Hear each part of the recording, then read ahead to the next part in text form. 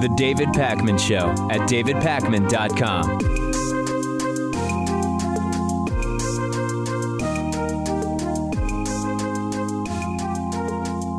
Donald Trump's campaign manager, Corey Lewandowski, has been arrested and charged with battery based on an incident involving journalist Michelle Fields. The police in Jupiter, Florida, say he grabbed her as she was trying to ask Donald Trump a question back on March 8th. Lewandowski turned himself in on this misdemeanor charge. He was quickly released. Michelle Fields can be seen on video, and we'll play this for our TV audience a couple of times just to give you a look at it. In the video, you sort of see her next to Trump coming down into the bottom right of the screen, and you see her grabbed by Corey Lewandowski and pulled back.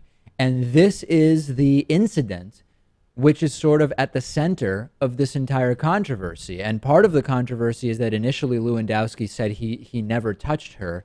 Obviously, the video confirmed that indeed he did touch her. The question, of course, is whether this is some kind of criminal act, or as Donald Trump said, she was kind of all over him and she shouldn't have been near him after the press conference. The press conference was over, Corey Lewandowski grabbing her. Others saying there should never be a moment at which someone puts their hands on someone else. The fact that he did, it doesn't matter how aggressive it was. Doesn't matter whether she did or didn't have bruises. That is a crime, and it deserves to be prosecuted in this way.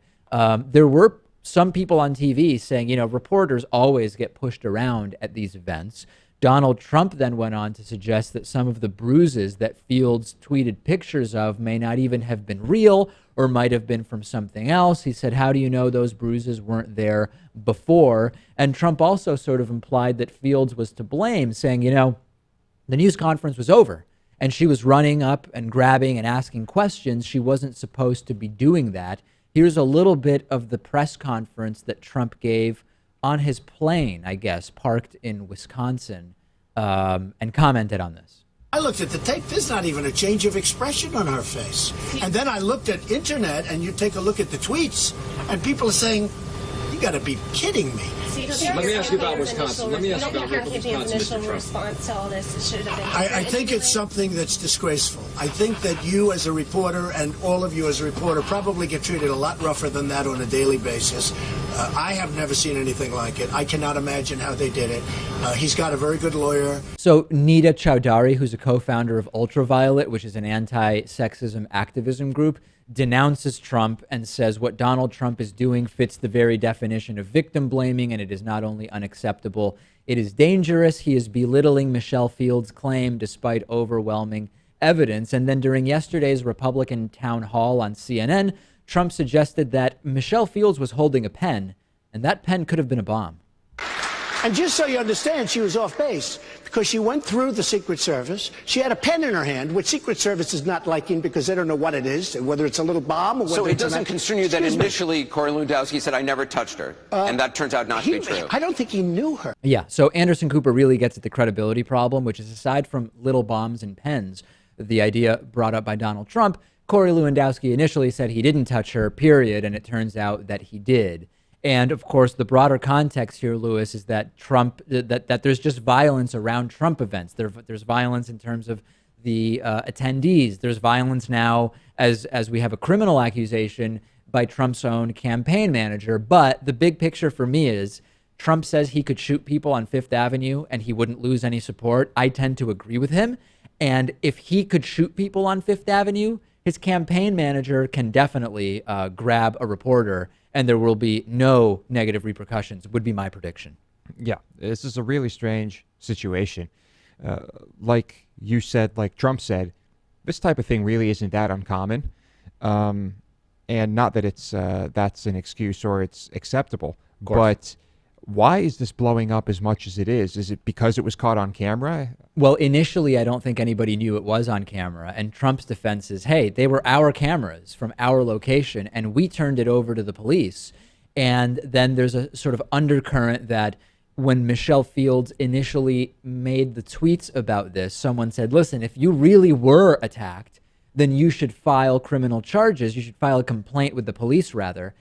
which she eventually did, and it's gotten wrapped up into a whole crazy thing. We do have a legal system. Corey Lewandowski is presumed innocent until proven guilty, and this will work its way through the court system now, and we will ultimately see what happens here. But again, this is just the broader context of what we have become incredibly used to as part of the Trump campaign. But if you think a single Trump supporter will be dissuaded from supporting Trump over this, explain to me why, because I just don't see this having any impact on the Trump campaign for those who already support him whatsoever. Although, yes, this may be yet another thing that turns off the non-Trump Republican voters who eventually might have a choice as to whether they support Trump in a general election. We will see. Let me call your attention to the first Republican debate. Remember that Donald Trump was the only candidate on that stage who said he would not pledge to support whoever the eventual Republican nominee is. That caused a huge stir, but eventually Trump did sign that pledge. He eventually signed this totally non-legally binding pledge saying he would support the eventual Republican nominee. And now Donald Trump has gone back on that, saying last night at a CNN town hall that he no longer vows to support the Republican nominee if it isn't him. Let's take a look at video of that and listen to audio. More than 6 months ago, you pledged to support the Republican nominee, whoever that may be. A lot has changed since then. It sounded, when I was pressing Senator Cruz on it, sounded like he was saying he'd have a hard time supporting somebody who went after his wife. Honestly, he doesn't have to support me. I'm not asking for his support. I want the people's support. Do you continue to pledge whoever the Republican nominee is? No, I don't anymore. Look, you don't? No, we'll see who it is. You won't promise to support the Republican nominee? And he was essentially saying the same thing. Let me just tell you, he doesn't have to support me. I have tremendous support right now from the people. I'm way over 2 million votes more than him. So the pledge you took is null and void. The idea of supporting whoever the Republican nominee is, you say you will no longer guarantee that you will support the Republican nominee. I have been treated very unfairly. Look, I won the state of Missouri, right? No, I have. Cruz people. I've been treated very unfairly. I'll give you an example. Unfairly by who? I think by basically the RNC, the Republican Party, the establishment. Trump is not the only Republican saying this. Anderson Cooper mentioned it's not clear that Ted Cruz would support Donald Trump if Trump is the eventual nominee. Governor John Kasich of Ohio was even more explicit, saying if the nominee is someone who is hurting the country and dividing the country, then he's not sure he would support the eventual nominee. This is fantastic, Lewis. I mean, this is that dream scenario where Trump gets close to the nomination but doesn't get it and gets mad and runs as a third-party candidate, pulling votes away more from the Republican nominee than the Democratic nominee. Step one in that direction is Trump saying he would not necessarily support the eventual Republican nominee. We have step one on camera now. And this is probably the most endearing clip of Trump I think we've ever played because why should you support the establishment? He's right. The establishment has not treated him fairly. Whether they should or not is another matter. But right, but he's building a case to justify why he would run as a third-party candidate, isn't he? He is, and it makes perfect sense. I think he should, and not just because the establishment has been unfair to him. I think that as an anti-establishment candidate and someone who it's looking like they should receive the nomination, if he doesn't, why not? I wonder when the last time was that every primary candidate remaining would not vow to support the eventual nominee. I mean, think about what we have here. We have a situation where there are 3 Republican candidates remaining, and 100% of them are not committing to support the eventual nominee. This is huge. I mean, this is part of the chaos in the Republican Party, which I believe will continue. If Trump is the nominee, it's chaos because Trump, number one, does not represent what have become Republican values in many ways. At the same time, he represents the worst of what have been the sort of unspoken Republican values in many ways, disaster. And if the Republican establishment pushes Trump out and selects somebody else, that also shows the utter bankruptcy of the Republican Party being totally undemocratic. I think this is going to be chaos for a while. It will be. This is another reason why we shouldn't have parties at all, right? It's another argument as to why we would be better off if people voted on issues rather than party. But it's a lot more difficult to do that. It's much easier to show up at the voting booth and just look at the letter next to people's names and start checking boxes. We know that. Yeah, and the infrastructure is all there. It's very easy for both the Democrats and Republicans as well. You may know the backstory of this whole thing involving Ted Cruz and Heidi Cruz and Donald Trump and his wife, Melania Trump. The backstory was that the Ted Cruz campaign denied any knowledge or involvement of an anti-Trump super PAC putting out imagery of Melania Trump in from a modeling shoot, right? She was almost completely naked. You couldn't really see anything, but at the same time, it was sort of an edgy picture. And believe me, Dave was looking pretty hard for a nipple. We looked close. We were looking at that thing like the Zapruder film. And then there was Trump retweeting a picture of a split screen of Melania Trump and Heidi Cruz, where it apparently is an unflattering picture of Heidi Cruz. So CNN host Anderson Cooper yesterday on the CNN Republican Town Hall asked Trump about this and said, what is this? You're trying to be president of the United States. This is pretty childish. And Trump responded with what is arguably the most 5-year-old-like statement we've heard in the presidential campaign so far. Basically, he started it response, which Anderson Cooper absolutely rightly ridiculed. Here's what that exchange was like. Between you and Senator Cruz about wives. After saying that you were going to spill the beans about Heidi Cruz, you retweeted an unflattering picture of her next to a picture of your wife. I thought it was a nice picture of Heidi. I thought it was fine. Come on. I thought it was fine. She's a pretty woman. You're running for president of the United States. Excuse me. I didn't start it.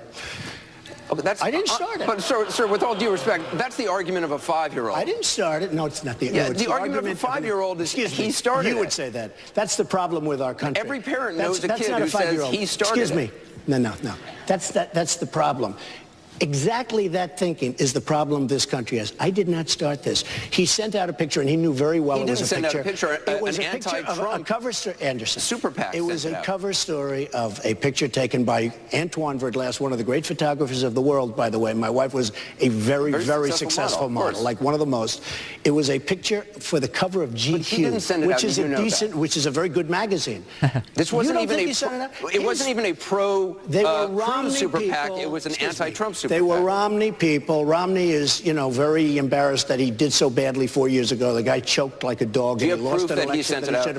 No, everybody knows he sent it out. We've said that Trump's political knowledge is sort of similar to that of a child, but now he's actually sounding like a little kid. The difference is the 5-year-old would probably have apologized when called out, and Trump refusing to do that.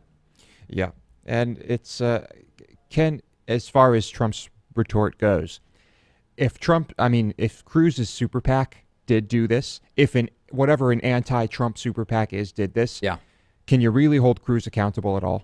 Well, no. Trump's argument is Cruz people were coordinating, whatever. I mean, it's all nonsense. This is all bogus. My takeaway is there anything in that video which makes you think Donald Trump should have the nuclear launch codes, right? Do you see him say he started it and say, give this man the nuclear launch codes? That's the big picture we should be thinking of. Yeah, that is, I guess I haven't thought about that yet. That's a big one. That's kind of rattling. If you're on Twitter, send me your thoughts on this. I'm on there at @DPacman. The David Pakman Show at davidpakman.com.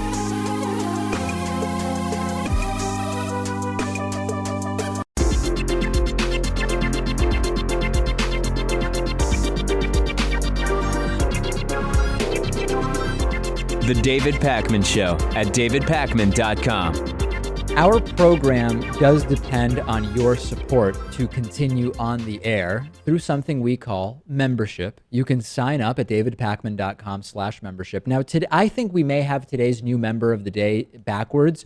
The way we got the name is Holger Michel, but I think that we've got a last name first situation here, and this new member's name is Michel Holger. Although I can't say with certitude one way or the other. But Holger, Michel, either way, thank you so much for your support. It really means a lot. And you can join Holger and Michel at davidpakman.com/membership. Okay, I don't want to wait any longer before we get right into Hatriot Mail. The right of the people to keep and bear hate shall not be infringed. Hatriot Mail. Written by patriots who hate David Pakman. Because America. And because freedom. Even when we talk about, I don't know, education or alternative energy, all sorts of anti-Semitic Hatriot Mail pours in. So you can only imagine what the last 48 hours have been like since we've been talking about the resurgence of white supremacists as coalesced by the Donald Trump campaign. It's been a busy couple of days here, Lewis, at David Pakman Show headquarters, as you can imagine. A lot of responses about that topic. Here is one that is this week's Hatriot Mail.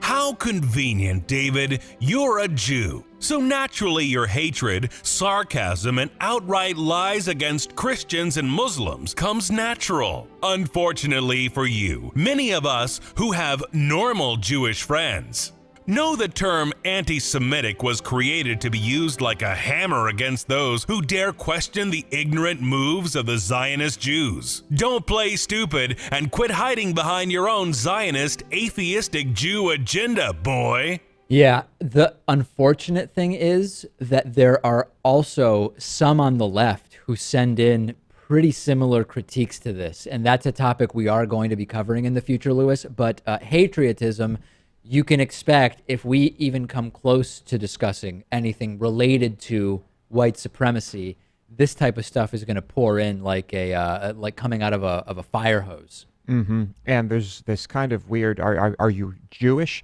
Are you a religious Jew or are you an atheist? It's an atheist Jew Zionist agenda, which is a very confusing agenda, let me tell you, and very specific. Yeah. Congratulations, you've come up with a completely unintelligible, but still incredibly anti-Semitic Hatriot Mail, which does take, I don't know that I call it skill, but it takes some level of finesse to really include all of those angles in just a few sentences. There's effort. It takes effort. We've played in the past some of these telemarketer calls that I get, and it's been a while. The system I had for recording the telemarketer calls was down for a while. I finally got it back up and running 3 weeks ago, and I've received 0 calls, Lewis. And every time we would get a call, I would hope that it was a live telemarketer, and it's been robocalls. I mean, I'd say 9 out of 10 or 19 out of 20 telemarketer calls I now get are robocalls, which is really bad when we're trying to have these funny telemarketer calls. Mm-hmm. Yeah, the phone would ring usually once every other day maybe, and we're just crossing our fingers. We're praying that it's one of these pharmacies in India. Well, yesterday I finally got a live one. This was indeed one of these Viagra salesmen calling from India, hoping to make a sale. We have it. I've condensed it only in that I removed some of the long pauses because this guy was getting really, really confused during the call. And I shortened it only in that sense. Otherwise, this is the unedited phone call. Let's take a listen to this. I think you'll like this. I try to turn it around and sell this guy pills, and it doesn't go that well. Let's see. Hi, this is Martin from U.S. Pharmacy. How are you? Good. How are you? I'm fine. Thank you for your concern, sir. So this is a feedback call regarding to your medications. Do you take Viagra or Cialis pills? Okay. So which one do you take, sir? Is it a blue one Viagra or yellow one Cialis? Yes. For which one? Yes, indeed. Thank you. Oh, you take the medication? Okay, yes. Okay, so in Viagra, how much milligram do you take, sir?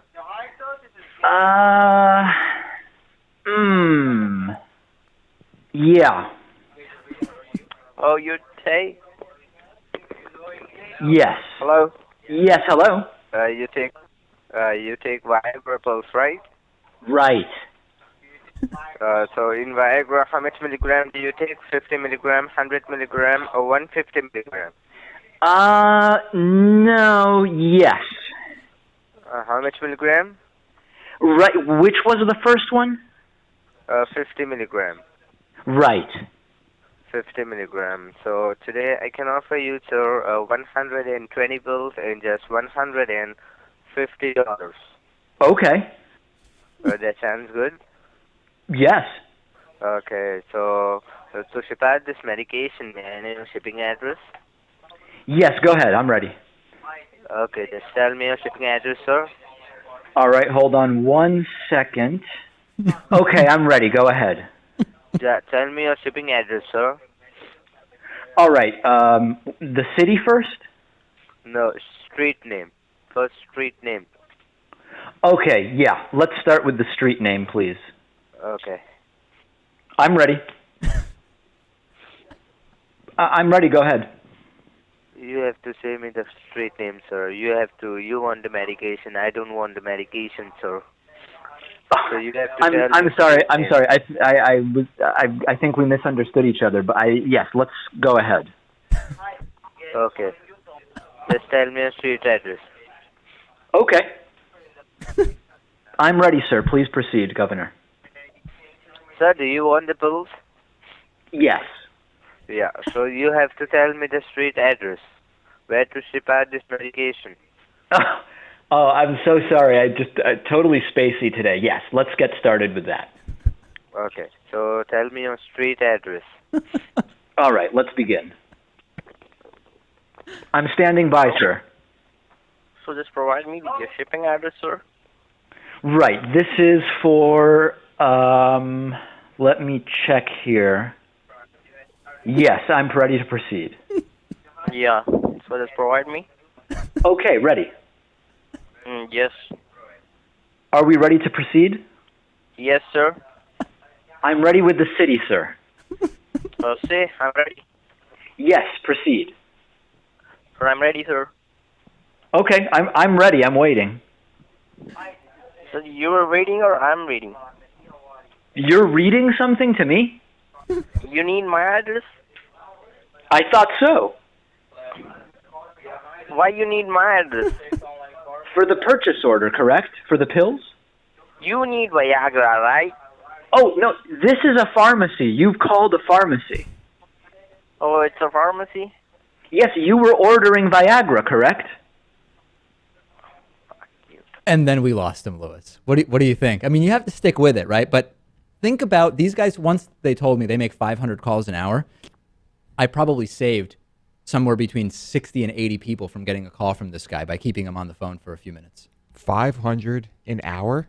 Are you serious? Most people hang up within 5 seconds, and then it goes. Their system goes right to the next call. I guess that's true. Yeah, I guess they do go through them pretty quickly. I think this is one of the better ones. We're linking to a bunch of them in the video description to this YouTube clip, 5 or 6 of these.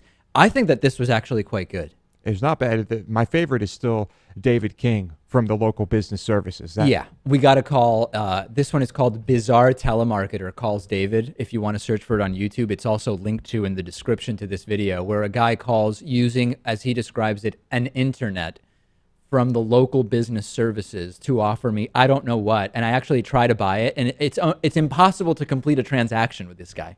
Yeah, what were they? I think they were trying to sell something related to credit cards. Yeah, some payday loan type of thing. Yeah. Who knows? Yeah.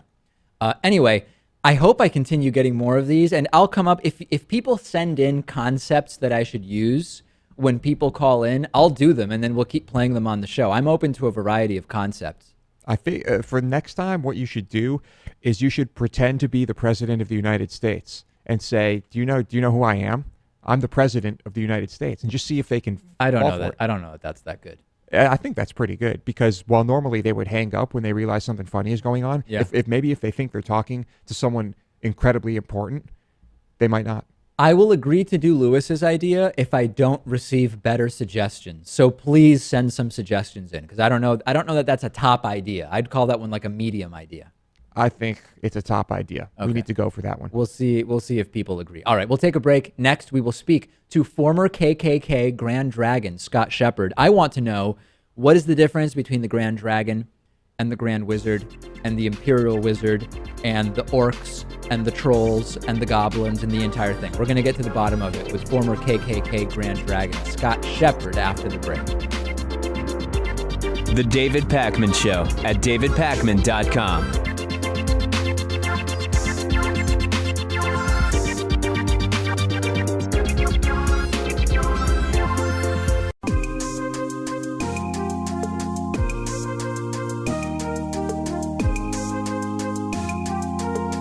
Welcome back to the David Pakman Show. It's great to be joined again by Scott Shepard, a former Grand Dragon of the KKK in Tennessee, now a anti-racism campaigner. He has turned his back on the KKK, and this is Scott's second appearance on the program. Scott, you know what? I always wonder, Grand Dragon, Grand Wizard, like what are these ranks? It sounds like a tabletop board game to me. Well, basically, it's names that they've used. You know, of course, Grand Dragon would be compatible with like the governor of the state of state of Tennessee, and you, of course, you got the Grand Wizard. That'd be compatible to compared to the president of the United States. It's just a list of terms that, you know, given the officers and stuff from the ranks on down to go by chain of command. So wizards are higher than dragons in the KKK hierarchy. Yes, the Grand Wizard, or sometimes called Grand Wizard, Imperial Wizard, and National Director is the top level. He's just like the president. All right. I mean, not just like the president, but that's the rank. Right. It's not exactly like being president of the United States, but maybe in their mind it sort of is, right? So, you know, Exactly. We've seen with the Donald Trump campaign so many different white separatist and white supremacist groups have pointed out, for a variety of reasons, that Donald Trump is inspiring them to vote and to get out and try to support Trump's candidacy. We've seen David Duke say that Donald Trump is the guy. What do you see as someone who was in the KKK at one point as what is the appealing element of Trump's rhetoric to these individuals? Why do they like him? Well, basically, I think it's basically when I was in Texas for the film fest with Daryl Davis, who familiar with, we were sitting down and talking. And of course, Donald Trump is hitting on all these issues, and of course, I can't say Donald Trump's racist per se, or not, but he's using these terms, issues, and stuff that the KKK and all white supremacist groups have hit on for years and years and years. And I'll say this: if it wasn't Donald Trump, it would be someone else. And then, of course, if you remember Patrick Buchanan, he was a big presidential campaign that was supported by the white supremacist movement. Yeah, Buchanan's the last guy that was sort of able to coalesce these elements of the extreme right into something that was a group of people supporting a sort of alternative type of candidate. But I don't think Buchanan came close to sort of being the catalyst that Donald Trump is for getting the support. I mean, we talked about Stormfront. The Stormfront website had to upgrade its servers in part to deal with the increased web traffic they're getting because of Trump's candidacy. We've seen a resurgence from the Daily Stormer, which recently sent all sorts of anti-Semitic faxes to universities around the country. Is your sense that Donald Trump's views on immigration from Latin American countries have hit a nerve? Is it his proposed ban on Muslim travel? I mean, what specifically do you think it is? Specifically, I think it has to do with the atmosphere that we're in today. You know, of course, when Patrick Buchanan ran, there wasn't a whole lot of the terrorism going on then that's going on now. And I think this atmosphere of the entire nation and world, whatever, is just kind of, people are more angry and they're picking up on these issues a lot more. And of course, Donald Trump's campaign and David Duke's campaign that they ran in the past do run parallel.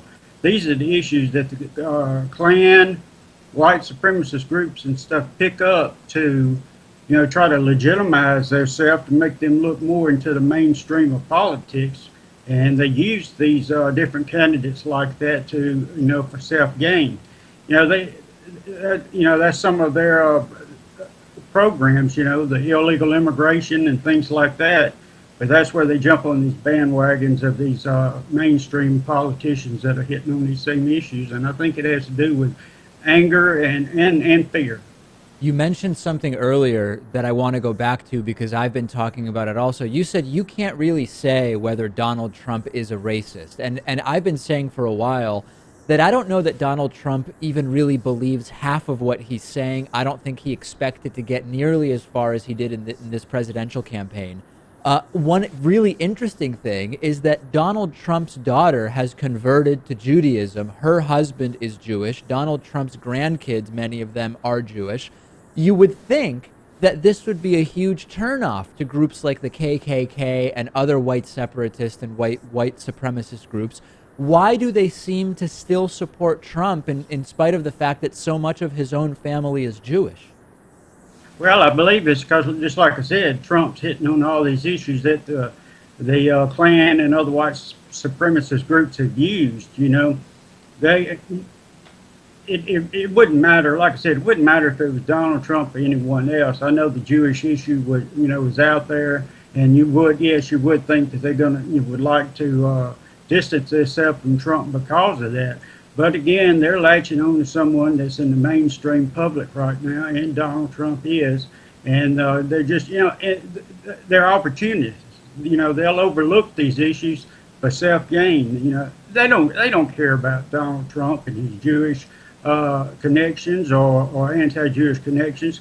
They're just looking for a opportunity to jump on the bandwagon to make yourself look more legitimate.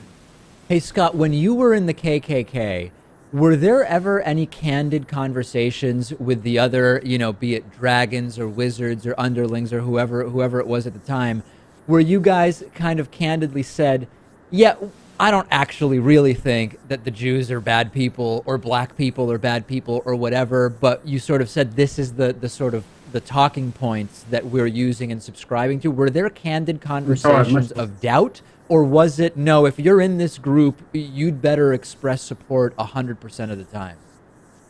Well, pretty much you have to express it 100% of the time.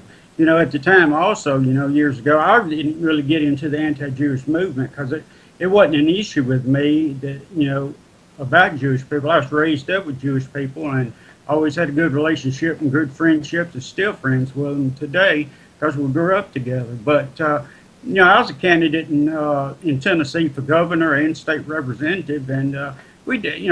I know this is what the people do. I did the same thing. I jumped right on those issues that Donald Trump is using in other mainstream candidates. It's just Donald Trump is coming out and saying boldly and out loud what's being said behind closed doors. And I don't care if the Republican Party wants to act like they're going to, disavow Donald Trump or whatsoever.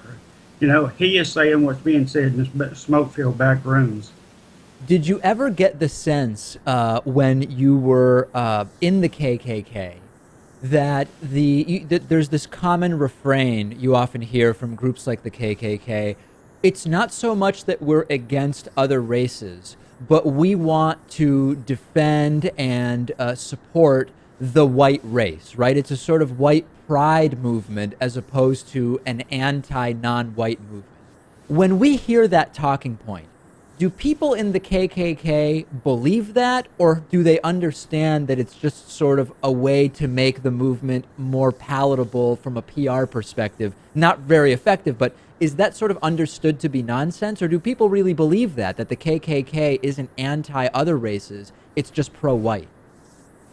Well, I think you pretty much hit the nail on the head. It's just, it's an image thing, and they use that second, example that you use. They say they're not anti-black or whatever, and then of course they're just saying they're pro-white, want equal rights to whites, and they believe blacks should have equal rights also. But behind closed doors, they're using the N-word and making jokes, against people of color and different religions. So yeah, it's a smoke screen. It's a smoke screen. They really, but and they do believe in separation of the races and the right to, determination. But they're against black people totally. I mean, that's just what's being said in back rooms, not up front. There's, I don't know if you've seen the TV series Sons of Anarchy, but there is a sort of storyline in that where the main biker gang turns out that they have someone in their ranks who is part black, right? And if it were to be found out, that would be really bad for this half black guy. Do you have any stories or recollections from when you were in the KKK of sort of either suspicions or it comes to light that someone who is in the group actually is partly non-white? Well, yes, and I'll the most important example I can give you is myself. They say that the KKK and these white supremacist groups believe in a pure race totally 100% white blood, no mixing or whatsoever. Technically, I wasn't even supposed to be a member of the Klan or allowed to be a member of the Klan because I got Native Indian in me. I'm not. I'm so not you're part Native American, and you knew that all along. Oh, I knew it all along, right? And it just, I just never. I guess I never gave it any thought, but now I can. But I think there's a lot of those situations like that now. I'm not the only one. Yeah, no, yes, I bet. I'm definitely not pure white, and who knows? Did the DNA? No telling what might pop up in me, but they don't give you a DNA test to join the Klan of white supremacist groups. Right. Yeah. Maybe that'll be the next step in the application process. Who knows? They're gonna have to tighten that up a little bit. If you can't have dragons and wizards who aren't completely white, that's for sure. Scott Shepard, former Grand Dragon of the KKK in Tennessee. Scott, it's always so great to talk to you. And tomorrow we'll be having Daryl Davis on, a friend of Scott's who has produced an incredible documentary film. And thank you so much, Scott, for putting us in touch with him. Well, I appreciate it. I think you'll really enjoy talking to Daryl, and please tell him hello for me. I'll be talking with him, and I really, really enjoyed being able to be a part of that documentary myself. It really meant a lot, and I think it needs to be shown completely across the country. And after all these film fests, because it really strikes a nerve, and it's a unique way that Daryl's approaching these issues and trying to tear down the barriers of racism. The David Pakman Show at davidpakman.com.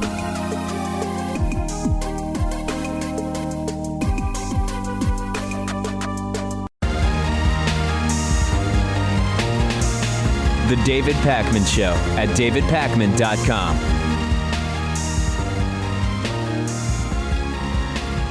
This is a very odd story. A seemingly white male from San Francisco State University was accosted by a seemingly black female, apparently because he had dreadlocks, and the black female felt that he had appropriated an element of what she feels is black culture.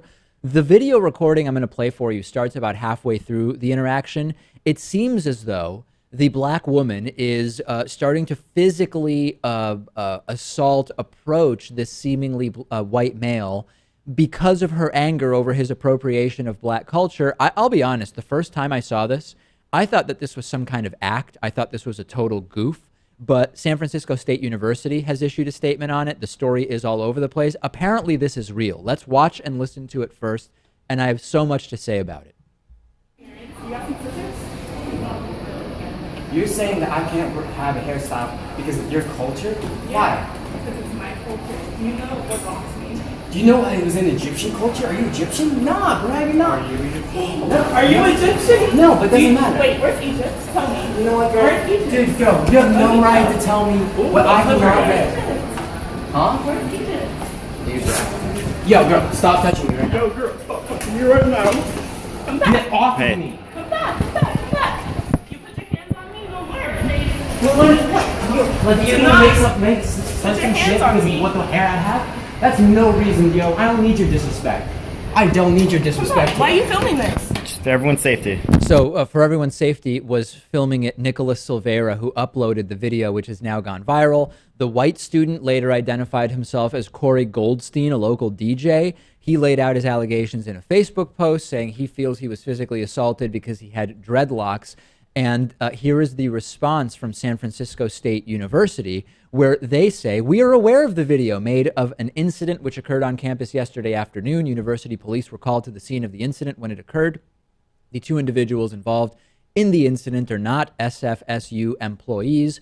Further, no criminal charges have been pressed at this time to the university's knowledge. The university promotes the rights of the campus community to engage in free speech, but does not condone behavior that impedes the safety or well-being of others. We are taking the matter seriously and will promptly and thoroughly investigate this incident through applicable university channels." Goldstein later wrote on Facebook, Lewis, that he filed a police report with campus police but is not pursuing criminal charges. He said the interaction was longer than the 46-second video clip that was posted, and he reminded us of what we heard sort of at the beginning, that the woman asked whether her friend had scissors, suggesting that she was threatening to cut off this guy's dreadlocks. I don't know the right angle on this, Lewis. I mean, on the one hand, dreadlocks can't be tied to just one culture, right? I mean, the guy in the video mentions Egypt, but ancient Greek sculptures depict men with dreadlocks. Aztec priests from what is now Colombia wore long matted hair reminiscent of dreadlocks. There are many examples. So that's Celtic cultures. So number one, the idea that dreadlocks are necessarily tied to Black American culture, I would sort of reject historically. But the bottom line is, why should anyone have to explain why they wear their hair the way that they do? That I think is where I come out on this. I think it is absolutely crazy. If indeed what we are seeing here is anger over so-called cultural appropriation because of a hairstyle, I think that is absolutely ludicrous. Yeah, I find this woman to be pretty repulsive. I don't get it. I don't know what she's trying to prove. I'm very glad this was recorded, and I hope this video makes her life a lot more difficult, because it should.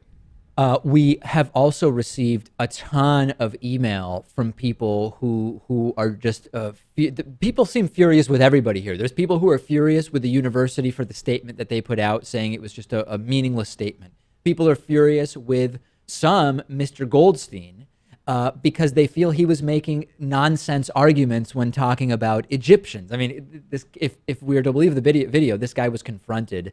How can we fault him for whatever his reaction is? If we believe the sort of backstory here, he was just going about his day, and all of a sudden someone confronts him about how he chooses to wear his hair. And of course, tons of criticisms of the woman involved here, who I haven't received a single email from someone defending her actions, saying, no, it makes sense to question someone in this way if they wear a hairstyle that you feel is appropriating your culture. I mean, not one email of support for this woman, 20, 25 emails total I maybe received about this, so a relatively small sample, but one of our audience nonetheless.